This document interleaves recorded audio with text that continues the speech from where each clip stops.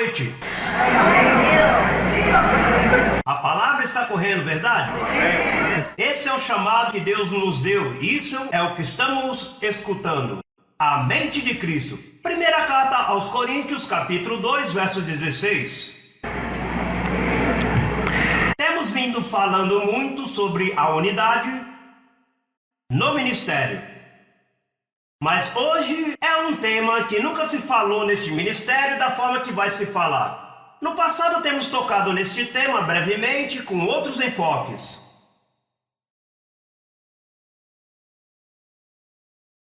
1 Coríntios capítulo 2, verso 16. Diz: porque quem conheceu a mente do Senhor, quem lhe instruirá? Mas eu tenho a mente de Cristo. Mas nós temos a mente de Cristo. Seria bom perguntar-nos o que é a mente de Cristo. Porque eu venho dizendo isto há um tanto no sistema. Eu tenho a mente de Cristo. Eu tenho a mente de Cristo para repreender. Eu tenho a mente de Cristo para muitas coisas. Mas não as corretamente explicadas pelo apóstolo Paulo. Disse, por exemplo, vamos ver. A pergunta é, o que é a mente de Cristo? Vamos ver biblicamente. Não vamos dar opiniões pessoais, vamos ver o que diz a Bíblia. Efésios capítulo 1, verso 9. Efésios capítulo 1, verso 9. Estamos todos rapidinho, sim? Disse o apóstolo que ele teve esta experiência, disse, dando-nos a conhecer o mistério de quê?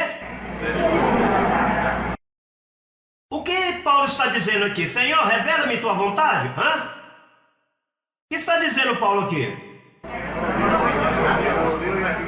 Se você dissesse ao apóstolo Paulo, você conhece a vontade de Deus? Ele ia te dizer, ele me deu a conhecer.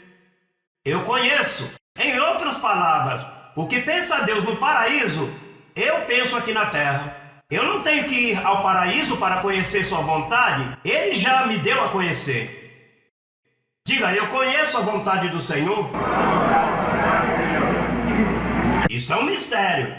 Você sabe que um ser humano, magrinho, com carne, fraco, com debilidades, que pode dizer aqui na terra, apesar de minhas experiências ou de quem eu tenho sido, eu conheço a vontade do Senhor.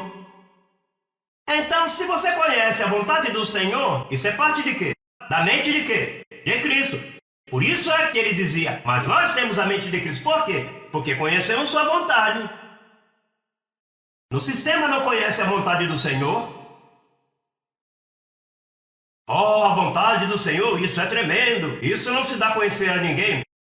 Paulo disse que ele já se havia lhe dado. Vamos ver outro aspecto mais dessa vontade. Em Gálatas, regressamos ao livro anterior, Gálatas 1:1. Disse Paulo, apóstolo, não de homens, nem por homem, senão por Jesus Cristo e por Deus, o Pai que o ressuscitou dos mortos. Ele é apóstolo de quê? Não de quê? Quer dizer que Paulo não foi a Jerusalém a dizer-lhes aos apóstolos o que eu tenho que fazer para ser apóstolo. A ele não o ordenar apóstolo. Ele disse, se não por Jesus Cristo pessoalmente, ele foi o que me chamou apóstolo. E veja o que diz o verso 11 para corroborar isto. Aí no verso 11 mesmo disse, mas faço saber, irmãos, que o evangelho anunciado por mim não é segundo o homem, pois eu não o recebi nem o aprendi de homem algum, senão por revelação de quem? Quem pode dizer isto na terra? Como se revelou a ele?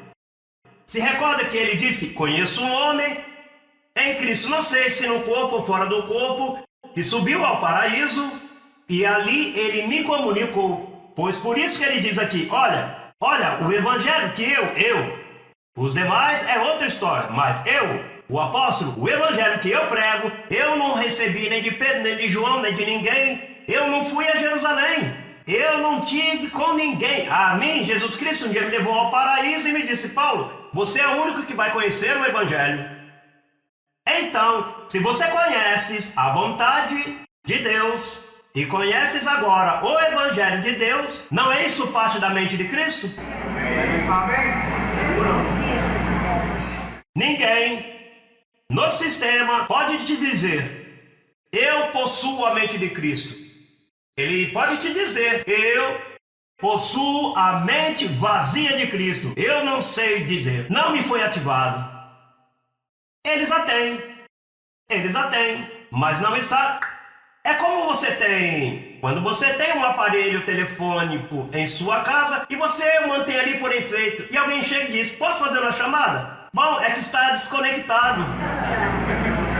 Pois assim está o sistema protestante por todas as partes do mundo. Eles estão iluminados, mas não conectados. Eles não conhecem a mente de Cristo. Não lhes foi ativada. E eles falam de Deus bem bonito. E você diga a eles: faça uma oração, excelentíssimo Deus e Pai de todas. E falam-te bem bonito. Mas quando você vai ao ponto, eles não conhecem o Evangelho, eles não conhecem a vontade de Deus. Desde Roma até a última parte do mundo, o Evangelho e a vontade de Deus até agora não se deu a conhecer, a não ser o ministério Crescendo em Graça.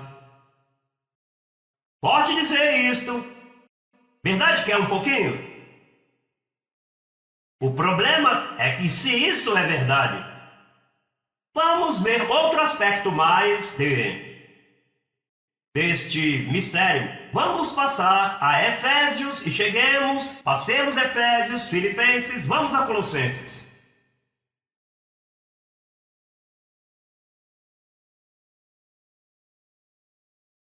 Capítulo 1, verso 26. O mistério. O ministério. O que é o mistério? Algo que não foi revelado a quê? A mente humana. Você já ouviu alguém falando: olha, isso é um mistério? Pois, olha o que disse Paulo: o mistério que havia estado oculto desde os séculos e eras, mas e agora, 2000 anos atrás, mas agora, está falando de seu tempo, mas agora foi manifestado aos seus santos, a quem Deus quis dar a conhecer as riquezas da glória deste mistério entre os judeus. Entre os gentios. Que é o quê? Cristo em vós, a esperança de glória. Então, escute isso. Se você conhece a vontade de Deus e você conhece o Evangelho de Deus e agora conhece os mistérios que estiveram ocultos, não é isso a mente de Cristo?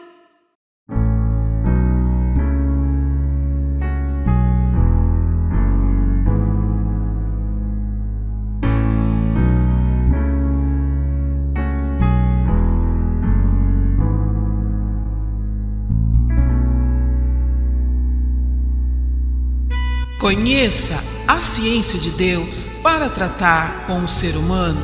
www.institutoeducacionaljlm.com.br